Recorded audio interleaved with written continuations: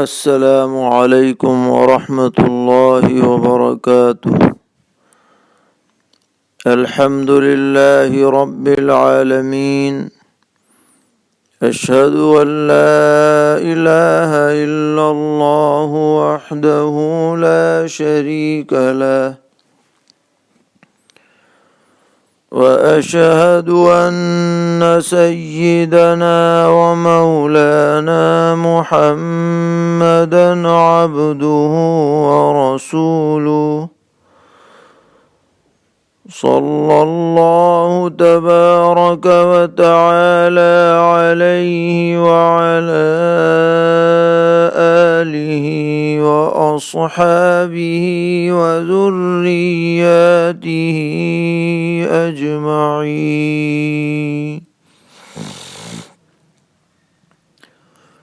اما بعد فاعوذ باللہ من الشیطان الرجیم، بسم اللہ الرحمن الرحیم۔ یا ایہا الذین آمنوا قوا انفسکم وأهليكم نارا وقودها الناس والحجارة عليها ملائكة غلاظ شداد لا يعصون الله ما أمرهم ويفعلون ما يؤمرون۔ صدق اللہ مولانا العلی العظیم۔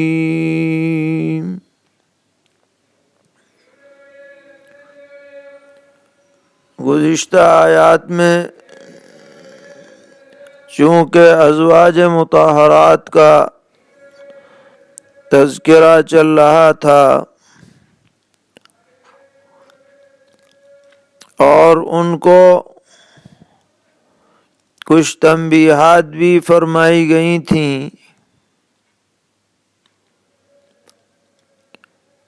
اور اسی ذیل میں امت محمدیہ کو اشارتاً مختلف نصیحتیں بھی فرمائی گئیں۔ اب اسی مناسبت سے ایک اہم حکم تمام ایمان والوں کو دیا جا رہا ہے، جو بہت زیادہ توجہ کے لائق ہے۔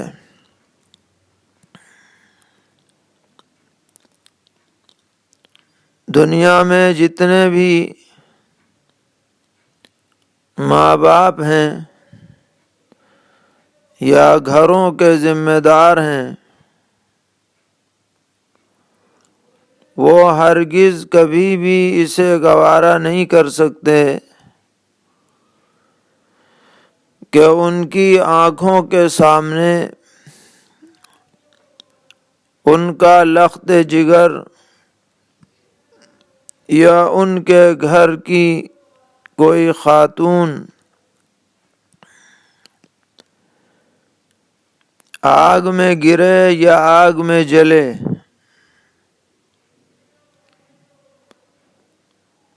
ہم نے خود دیکھا ہے کہ اگر کوئی چھوٹا بچہ بے خیالی اور بے دھیانی میں باورچی خانے میں چلا جاتا ہے اور جلتے ہوئے چولہے کے قریب پہنچ جاتا ہے تو مائیں بے قرار ہو اٹھتی ہیں، سب کام چھوڑ کر بچے کو وہاں سے ہٹاتی ہیں،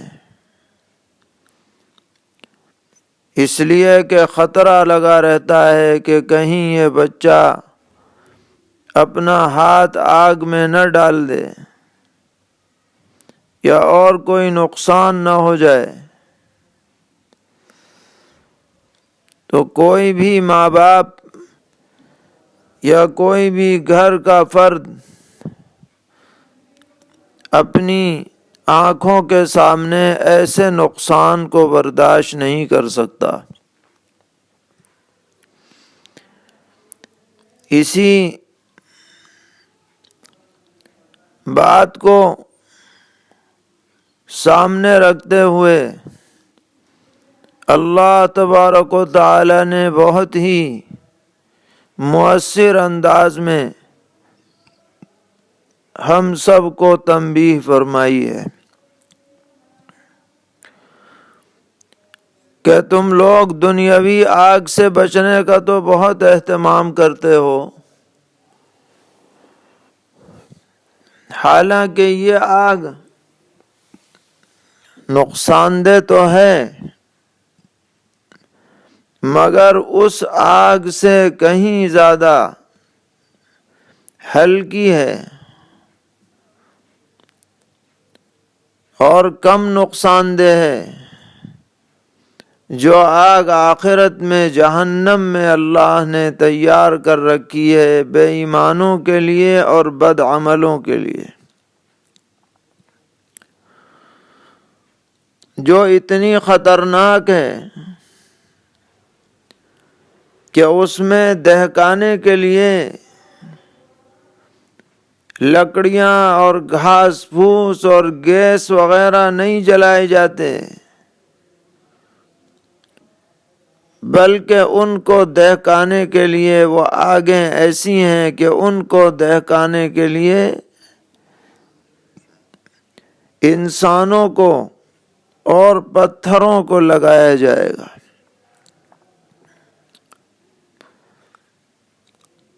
اور سب جانتے ہیں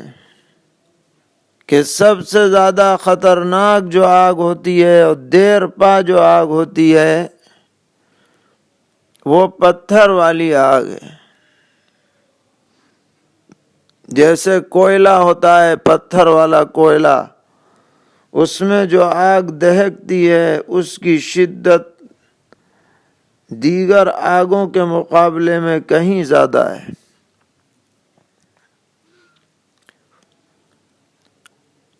اور یہ جو جہنم کی آگ ہے، سرور عالم حضرت محمد مصطفیٰ صلی اللہ تعالی علیہ وسلم نے فرمایا کہ یہ آگ 1000 سال تک دہکائی گئی، جس کی وجہ سے وہ سرخ ہو گئی، پھر 1000 سال تک دہکائی گئی تو سفید ہو گئی، پھر 1000 سال تک دہکائی گئی تو سیاہ ہو گئی، اسی حالت میں آج دہک رہی ہے۔ اور ایک روایت میں پیغمبر علیہ السلام نے فرمایا کہ دنیا کی آگ جہنم کی آگ کا 70واں حصہ ہے، گویا اس سے 69 گنا زیادہ بھیانک اور خطرناک آگ ہے جو جہنم میں دہکی ہوئی ہے۔ اور فرمایا کہ اس آگ کے اوپر نگرانی اور سیکورٹی اور حفاظت کے لیے فرشتے مقرر ہیں، اور فرشتے بھی ایسے ہیں جو بہت ہی بد مزاج ہیں، تند خو ہیں اور بڑے زور آور اور طاقتور ہیں، اور وہ تو صرف اللہ تعالیٰ کے حکم کی پابندی کرتے ہیں، اس کے حکم کی سرتابی ادنا سی بھی ان سے متصور نہیں ہے۔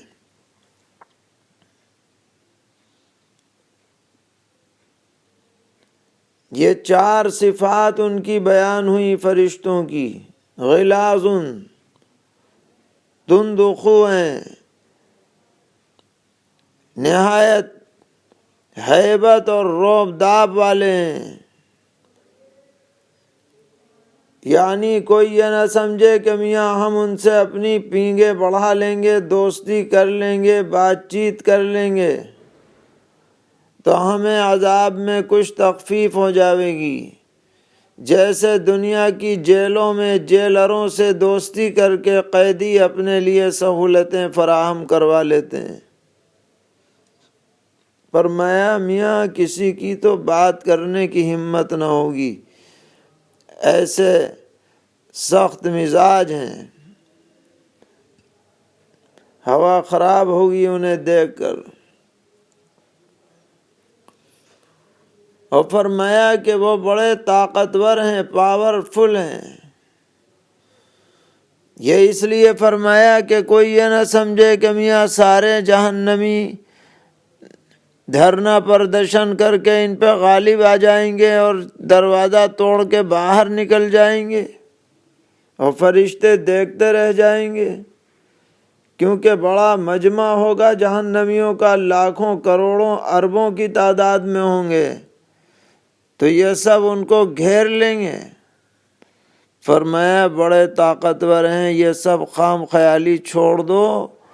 ان پر کوئی غالب نہیں آ سکتا ہے۔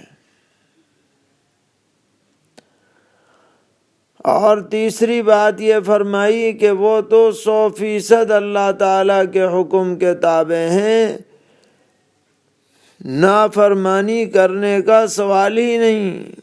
جو آرڈر جس جہنمی کے بارے میں اللہ کی طرف سے صادر ہوگا وہ فرشتے اس کی بالکل تعمیل ہی کریں گے، ذرہ برابر بھی اس میں تخلف نہیں ہو سکتا۔ اور چوتھی صفت یہ بیان کی کہ وَيَفْعَلُونَ مَا يُؤْمَرُونَ، ان کا تو کام یہ ہے جو آرڈر ہوا وہ بجا لانا ہے، بس ادھر ادھر دیکھنا نہیں، نہ کسی سے دشمنی نہ کسی سے دوستی۔ تو ایسی خطرناک اور بھیانک آگ سے خود بھی بچنا ہے اور اپنے گھر والوں کو بھی بچانے کی کوشش اور فکر کرنی ہے، گھر کی عورتوں کو بھی بچانا ہے، اپنی اولاد کو بھی بچانا ہے۔ تو دنیا کی آگ سے بچانے کی تو بڑی فکر ہے، حالانکہ یہ آگ تو بہت معمولی ہے جہنم کی آگ کے مقابلے میں۔ اصل فکر یہ ہونی چاہیے کہ ہماری بیویاں، ہمارے بچے، ہماری بچیاں ایسی زندگی دنیا میں گزار کر کے جائیں کہ انہیں آخرت میں آگ سے سابقہ نہ پڑے،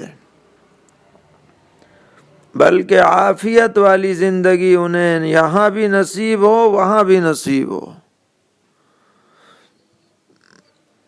اب یہ آگ سے کیسے بچیں گے؟ سوال یہ پیدا ہوتا ہے کہ اس آگ سے بچاؤ کی شکل اور تدبیر کیا ہو سکتی ہے؟ تو اس کی تدبیر صرف اور صرف یہ ہے کہ اولاد کو اور گھر والوں کو دیندار بنانے پر محنت کی جائے، اس کے علاوہ کوئی تدبیر نہیں۔ بے شک آپ اولاد کو دنیاوی اعتبار سے بھی اپنے پیروں پر کھڑے ہونے کا انتظام کریں، ان کی معاش کی بھی فکر کریں۔ اگر کوئی دنیاوی ہنر انہیں سکھلائیں تو اس میں بھی کوئی حرج نہیں ہے، اچھی بات ہے کہ وہ کسی کے محتاج نہ رہیں، لیکن سب سے بڑی بات یہ ہے کہ ان بچوں کے اندر اللہ تبارک و تعالی کے حقوق و فرائض ادا کرنے کی صلاحیت پیدا کی جائے، فہم پیدا کی جائے،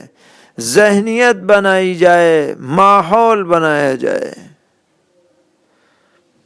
اسی لیے حضرات انبیاء علیہم السلام نے اللہ تعالیٰ سے دعائیں فرمائی ہیں، سیدنا حضرت ابراہیم خلیل اللہ علی نبینا وعلیہ الصلاۃ والسلام نے اللہ تبارک و تعالی سے بیت اللہ شریف کی تعمیر کے بعد جو دعائیں فرمائیں ان میں ایک دعا یہ بھی تھی،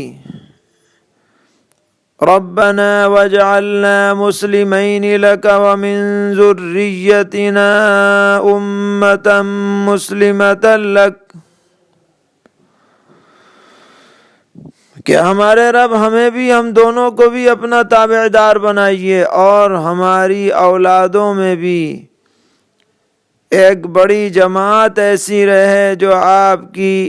تابع داری کرنے والی، آپ کے دین پر چلنے والی ہو۔ اسی طرح حضرت ابراہیم علیہ السلام نے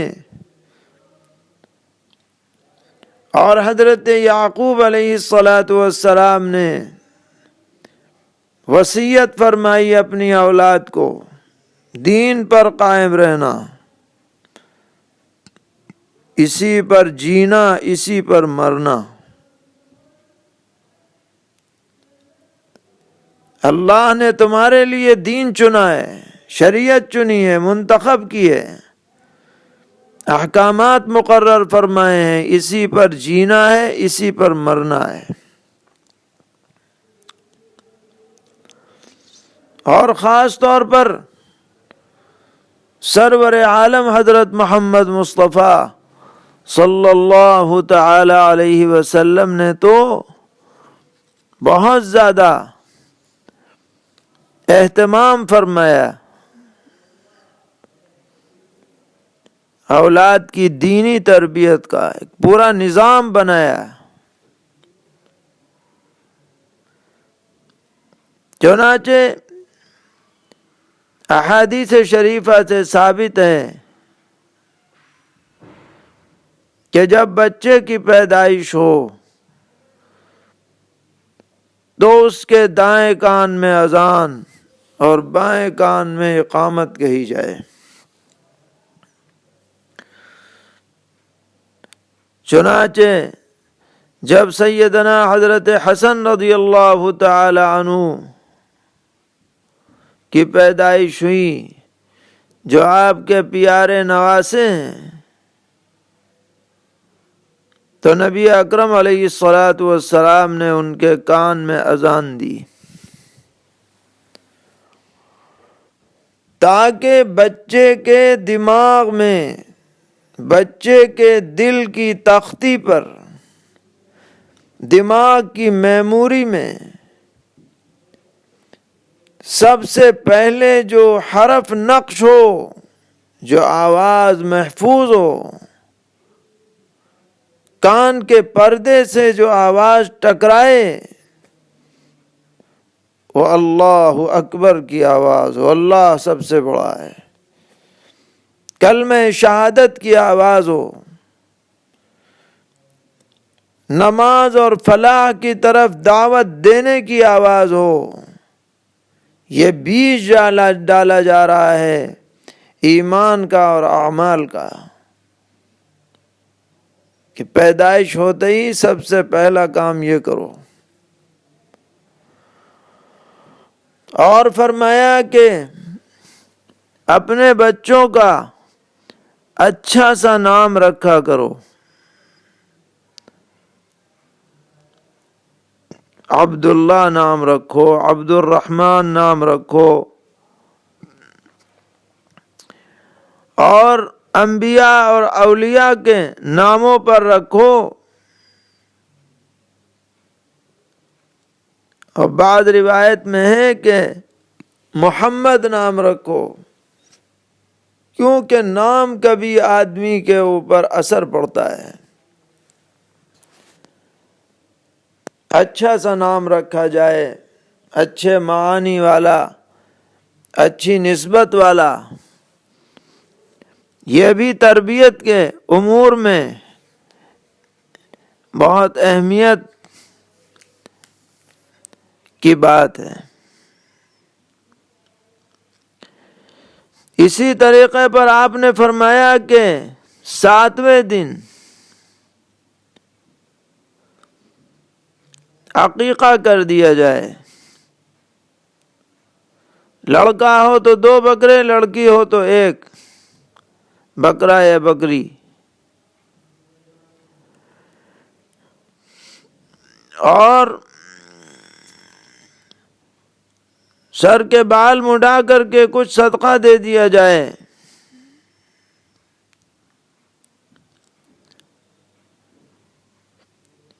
اس کی بھی تاکید فرمائی،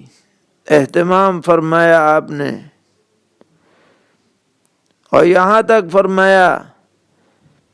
کہ عقیقے کی وجہ سے بچے کے اوپر جو شیطانی اثرات اور بلیات کا خطرہ ہو سکتا ہے، عقیقے سے وہ خطرہ ٹل جاتا ہے۔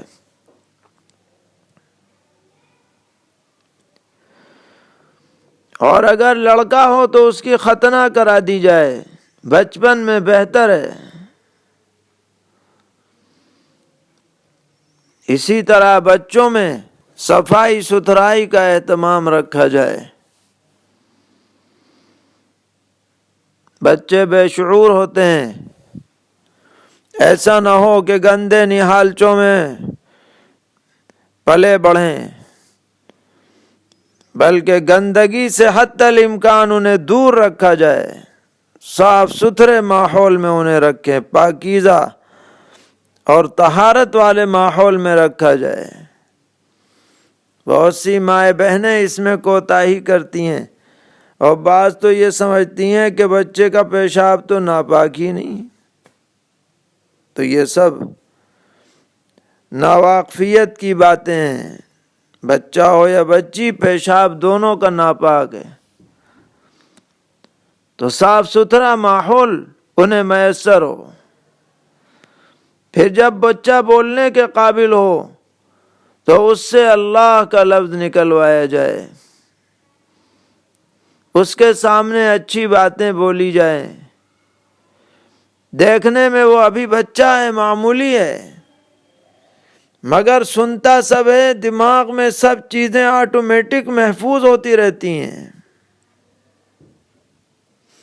اسی لیے بچہ جس زبان بولنے والوں کے بیچ میں پلتا بڑھتا ہے، آٹومیٹک وہ زبان سیکھ جاتا ہے، کیونکہ دماغ اس کا سب چیزوں کو محفوظ کرتا رہتا ہے۔ اچھی باتیں انہیں سنائی جائیں، بزرگوں کے واقعات سنائے جائیں، نبیوں کا تذکرہ کیا جائے، تو ویسے ہی رنگ ان پر چڑھتا ہے۔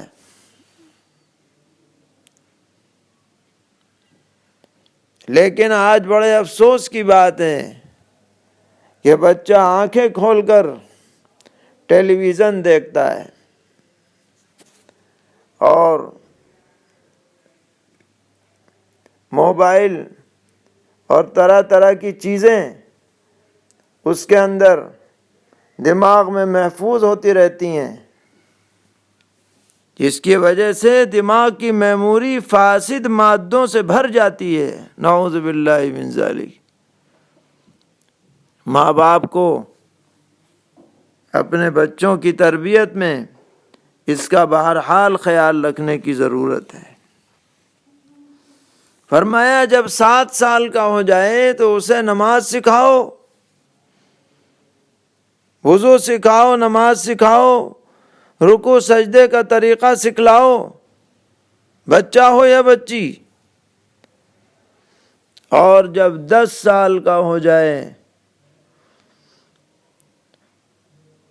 تو نماز نہ پڑھنے پر تنبیہ کرو، تاکہ انہیں اندازہ ہو کہ نماز چھوڑی جانے والی چیز نہیں ہے، اس کو تو پڑھنا ہی پڑھنا ہے۔ اور جب وہ بلوغ کی عمر کو پہنچیں تو پکے نمازی بن چکے ہوں۔ اسی طرح حکم دیا کہ جب 10 سال کے ہو جائیں ان کے بستر الگ کر دو، تاکہ اخلاقی خرابیوں سے محفوظ رہیں۔ انہی میں سے یہ بھی ہے کہ بچوں کو اچھا لباس پہنایا جائے، ساتر نیک لوگوں والا لباس پہنایا جائے، بچے ہوں یا بچیاں، یہ نہ سمجھا جائے کہ ابھی تو بچے ہیں۔ لباس کا بھی آدمی پر بڑا اثر پڑتا ہے۔ پھر دینی تعلیم جو ہر مسلمان کو دین پر چلنے کے لیے ضروری ہے، جن عقائد پر ایمان کا مدار ہے، جو فرائض ہیں، واجبات ہیں، اللہ کے حقوق ہیں، بندوں کے حقوق ہیں، ان کے متعلق تعلیم ہر مسلمان مرد، عورت، بچے، بچی کو دینا فرض ہے، فرض۔ اسے پتہ ہونا چاہیے کہ ہمارا ایمان کن باتوں پر ہے، اللہ کے ایک ہونے پر، رسولوں کے رسول ہونے پر، فرشتوں پر، کتابوں پر، آخرت پر، تقدیر پر، دوبارہ زندگی پر، ختم نبوت پر،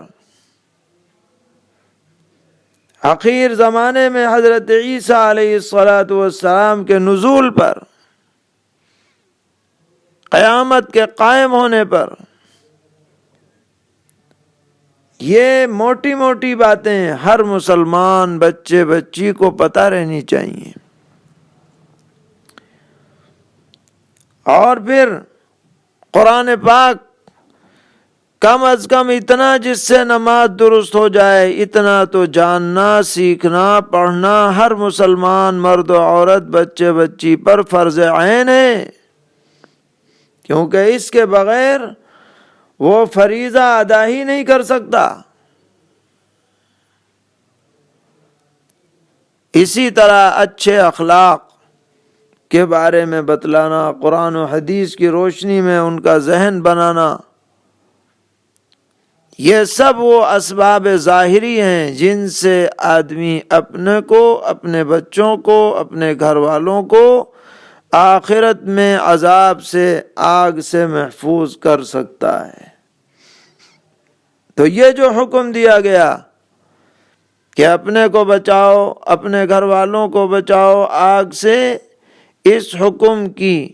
تعمیل جب ہوگی جب کہ ہم اپنے گھر کا ماحول دینداری والا بنائیں، گھر کے اندر تعلیم اور تعلم کا سلسلہ جاری کریں، دینی تعلیم سے ہرگز غفلت نہ برتیں۔ آپ چاہے ساری دنیا پڑھا دیں، ہم نہیں منع کرتے، کوئی نہیں منع کرتا۔ بڑی سے بڑی ڈگریاں دلوا دیں، لاکھوں لاکھ روپے آپ خرچ کر دیں ان کی تعلیم پر، کوئی منع نہیں کرتا، مگر جو ان کی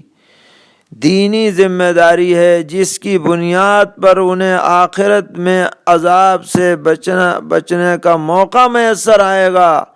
اس میں اگر کوتاہی کر دی تو ہم اپنی اولاد کے خیر خواہ نہیں ہوں گے بلکہ بدخواہ ہو جائیں گے، خود بھی مصیبت میں رہیں گے، اولاد بھی مصیبت میں رہے گی۔ اس لیے بڑے مؤثر انداز میں یہ آیت تمام اہل ایمان کو مخاطب بنا کر ارشاد فرمائی جا رہی ہے۔ فرمایا یا ایھا الذین آمنوا قوا انفسکم واہلیکم نارا، اے ایمان والو، بچاؤ اپنی جان کو اور اپنے گھر والوں کو اس آگ سے، وقودها الناس والحجارہ، جس کی چھپٹیاں ہیں،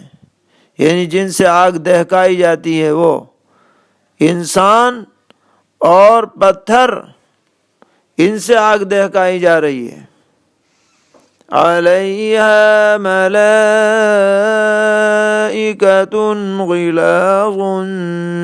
شداد، ان پر مقرر ہیں فرشتے جو بڑے تندخو ہیں اور زور آور ہیں.